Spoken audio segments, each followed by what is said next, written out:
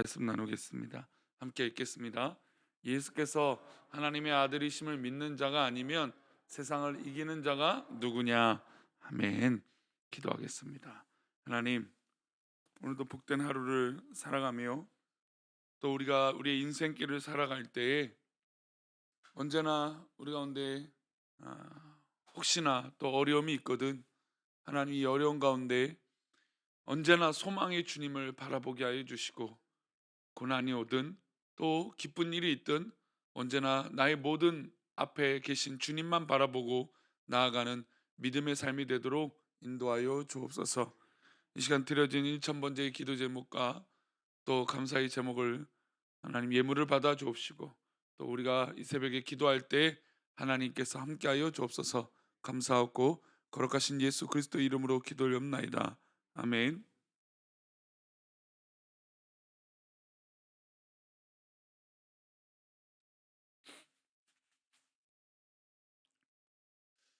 아, 우리는 최초라고 하는 것을 되게 좋아합니다. 우리가 우리끼리 있을 때 누군가 내가 이거 처음 갖고 있어. 그러니까 말을 하지 않아도 내가 처음 갖고 있는 것들이 있으면 왠지 그 뿌듯한 마음이 들고 그런 생각을 하죠. 인류는 이 처음 것에 대해서 집중을 많이 합니다. 예를 들어서 뭐 에베레스트 산을 정복했다. 처음 누구냐? 달에 처음 간 사람이 누구냐? 뭐 이런. 그래서 이 최초의 열광을 다 합니다. 뭐 월드컵 기간도 있지만 뭐 월드컵 처음 어, 이 열렸던 때가 언젠가, 뭐 첫 골은 누가 넣는가, 이번 대회는 처음 뭐 어떻게 했는가, 이런 이 최초에 대해서 열광을 합니다. 왜 최초에 대해서 열광을 할까요? 아마 그 처음 했던 그 사람과 그 모든 환경이 수고하고 고생했기 때문이에요. 아무래도 처음에 어떤 관문을 탁 뚫어줘야 뒤에 따라가는 사람들이 이 처음 했던 사람을 또 보고 또 배우고 또 잘못한 것이 있다면 반면 거울 삼고, 그래서 그 길을 걸어가는 것이죠. 처음 한 사람이 있기 때문에 한결 수월합니다. 그래서 그런지 이 1번, 그러니까 처음이란 이후부터는 사실 사람들은 좀 기억은 하지 않아요. 그래서 언제나 인간들은 처음이 되고자 이렇게 열광을 하는 것 같습니다. 근데 믿음의 길도 좀 비슷한 면이 있어요. 우리가 믿음의 길을 담대하게 걸어갈 수 있는 이유는 누가 이 길을 걸어가셨기 때문일까요? 누가 이 십자가의 길을 걸어가셨기 때문일까요? 바로 예수님이 그 길을 걸어가셨기 때문이죠. 예수님이 십자가를 지셨고 승리하셨기 때문에, 또 그리고 부활하셨기 때문에 우리는 그저 주님을 따라 믿음의 여정의 길을 걸어가면 되는 것입니다. 사도 요한은 이 믿음을 가지고 주님을 따르라고 말씀하고 있어요. 이미 이겨둔 싸움, 그러니까 주님이 이미 우리의 싸움을 이겨두셨던 거죠. 그러니까 우리는 주님만 믿고 따라가면 결국 우리가 과정은 어렵고 힘들고 소망이 없는 것처럼 보이지만 그 이 길 끝에는 결국 예수님의 승리가 기다리고 있다라는 것이죠. 우리 성도님들의 걸어가고 있는 그 길 끝에 분명히 우리 주님이 두 팔 벌려 우리의 결승점에 기다리고 계실 줄 믿습니다. 이기신 분이 계시기 때문이에요. 그래서 이 길을 이기는 것은 결국 믿음이다라고 말하고 있어요. 우리 5절인데요.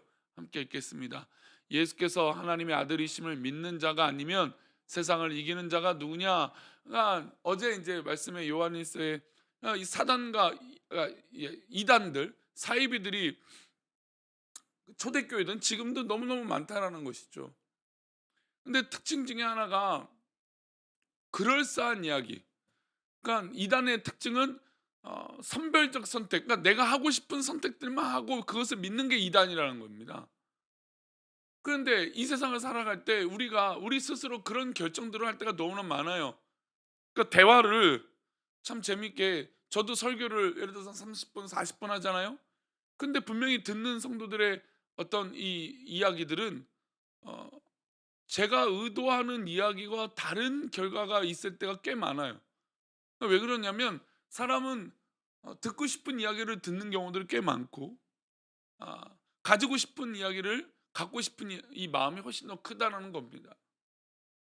그래서 이 선별적 선택은 인간이 어떻게 보면 좀 인간의 욕망의 근본적인 선택일 수밖에 없다는 생각을 해봐요. 근데 이런 일들이 있을 때 과연 우리가 이런 세상을 또 어떻게 지혜롭게 살아갈 수 있는가라는 것을 명확하게 전제하고 있잖아요.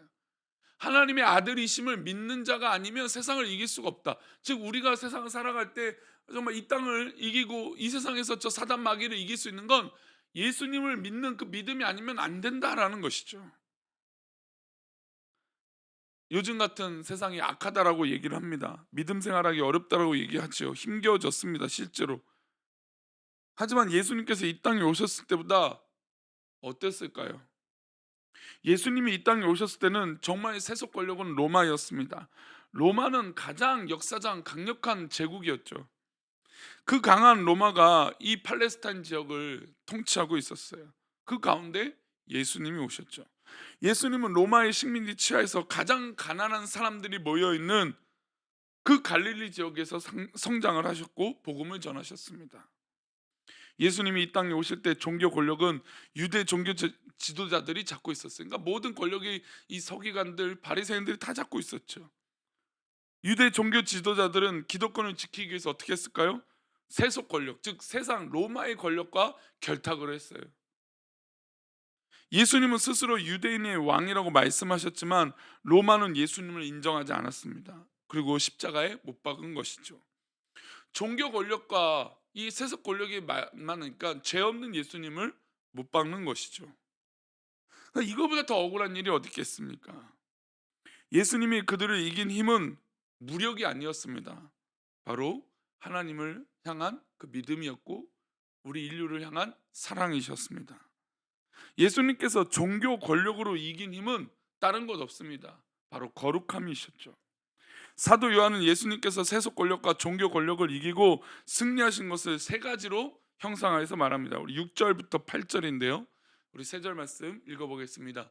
이는 물과 피로 임하신 이시니 곧 예수 그리스도시라.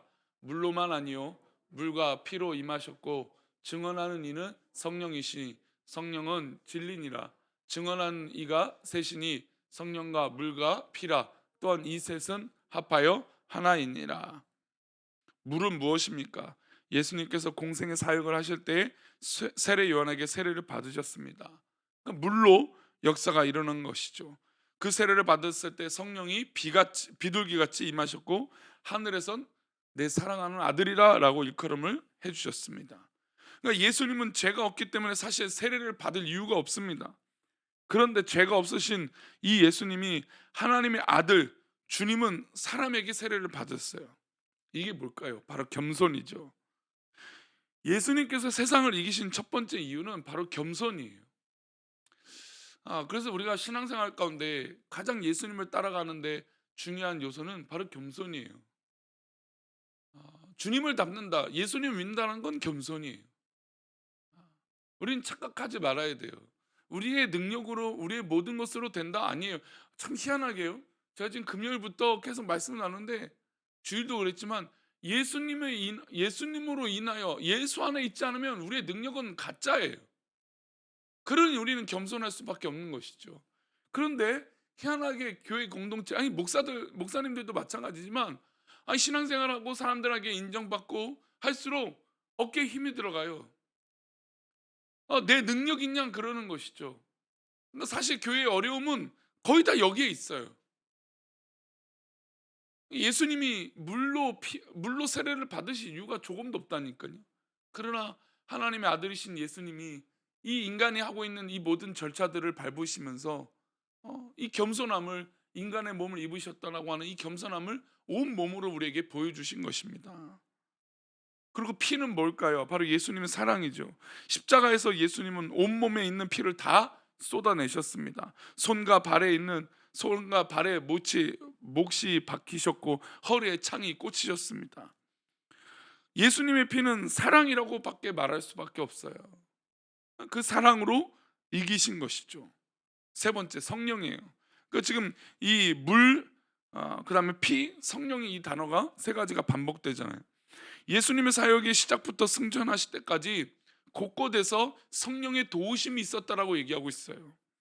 사탄에 이끌려 시험 받을 때 성령의 인도하심으로 이기셨어요. 예수님은 공생의 3년 내내 성령과 동행하셨죠. 세상의 어떤 권력도 어떤 힘도 빌지 않으셨어요. 도움을 요구하지 않으셨어요. 늘 성령에 이끌려 그 사역을 감당하신 것이죠. 그러니 우리도 어떻게 이 땅을 이기고 살아갈 수 있습니까? 성령이 충만하지 않고서는 우리는 흔들릴 수밖에 없어요. 넘어질 수밖에 없어요. 우리 주님도 성령과 함께 했는데 감히 우리가 성령 없이 충만함 없이 이긴다고요? 그건 거짓이죠. 우리도 예수님께서 걸어가신 이 겸손, 사랑, 성령을 덧 잇는다면 이 세상을 믿음으로 이기게 될 줄 믿습니다. 사도 요한은 이런 분들에게 주시는 특권과 축복을 말씀하고 있어요. 우리 14절 15절 마지막으로 읽어봅니다. 시작.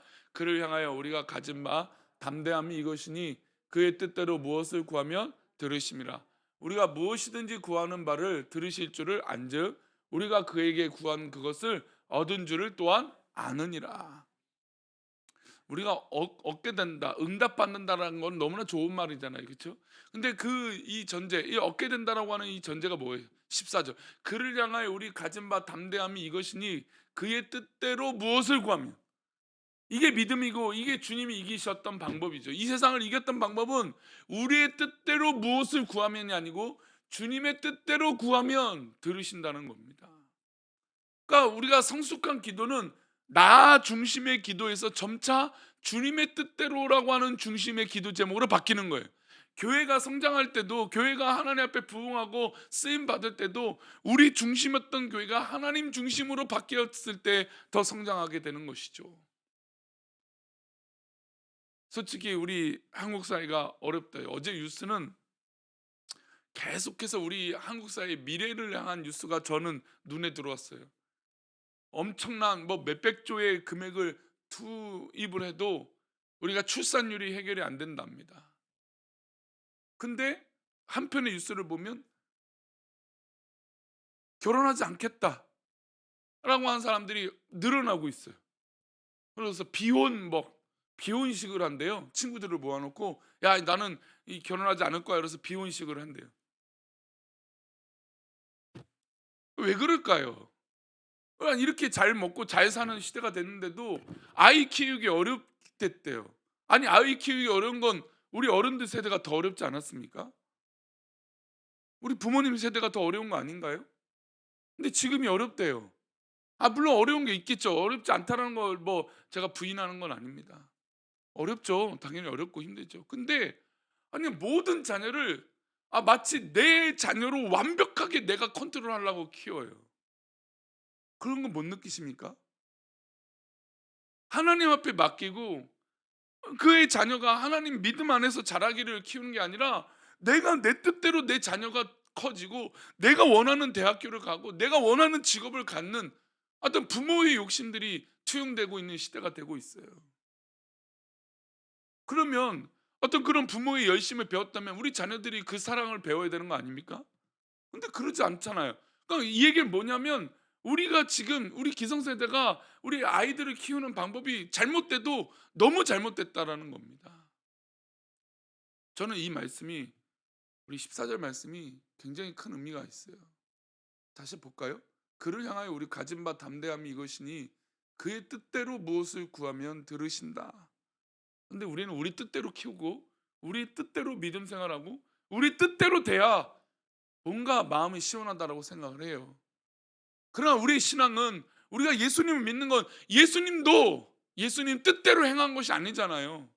예수님이 마지막 기도를 하신데 뭐라고 기도하십니까? 나의 뜻대로 마옵시고 아버지 원대로 하옵소서. 이게 우리의 신앙의 근본이고 근본 자세예요. 우리의 신앙은 우리의 뜻대로 되어지는 것이 아니라 하나님 뜻대로 되어지는 것이에요. 그러니 우리의 결론은 하나님께서 하실 것을 믿는 것이에요. 그러니 두렵죠. 우리의 계산대로 된다면 우린 예측할 수 있습니다. 그런데 하나님 뜻대로 되면 이건 두려운 일이에요. 우리가 잘못하고 있다면 이건 또한 두려운 일 아닙니까? 그러니 겸손할 수밖에 없죠. 사랑하는 우리 교회 성도님들, 오늘 하루 살아갈 때 우리가 세상을 이깁니다. 분명히 이겨요.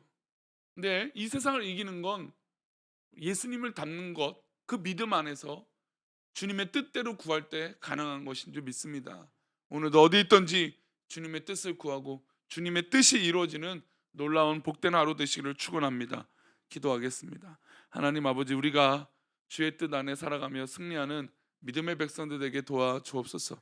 우리를 붙들어 주시고 붙잡아 주셔서 주님의 영광 가운데 살아가는 우리 모두가 되게 도와 주시옵소서. 지켜주시고 인도하여 주실 것을 믿사옵고 거룩하신 예수 그리스도 이름으로 기도 올리옵나이다. 아멘. 하늘에 계신 우리 아버지,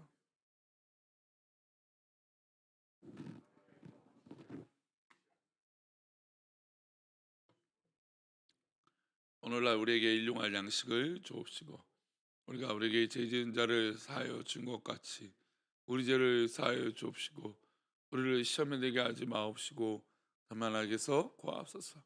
대개 나라와 권세와 영광이 아버지께 영원히 있사옵나이다. 아멘.